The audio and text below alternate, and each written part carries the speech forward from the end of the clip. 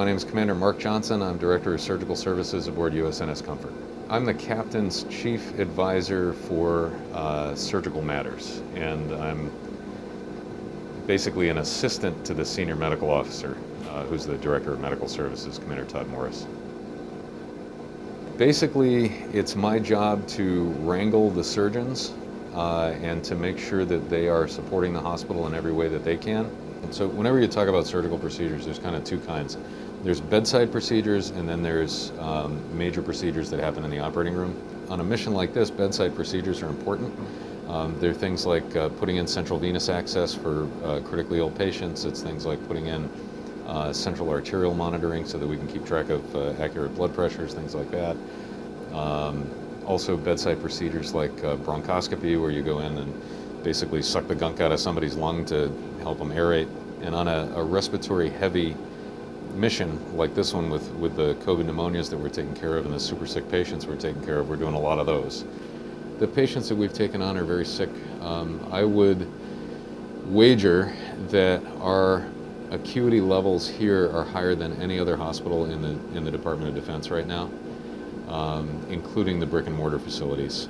So this one's my third mission. I was out in 2018 on pretty short notice, and then 2019 was not quite as short a notice. What we typically do is we basically end up offering a certain package. We say, I've got, once we see our personnel list, we can say these are the services that we can offer, and then we offer them to the countries that we're going to. This mission is really different because we really didn't have much time for any of that. It was basically, we took the ship out of a yard period with no stocks on board, took on an entirely new crew, and basically rolled up on New York and said, hey, we're here to help. The last time the Comfort rolled into New York City for a big problem, it was 9/11. At the time, I was a medical student, and I wasn't really in a position where I could help anybody. The only thing that I could do to help after 9/11 was I joined the Navy. And New York has always been really near and dear to my heart. About 1 million years ago, I did my paramedic field internship in New York City, back with New York City EMS. They wore the green pants. This was back before the fire department took over EMS in New York. New York is actually equidistant from my hometown compared with Boston.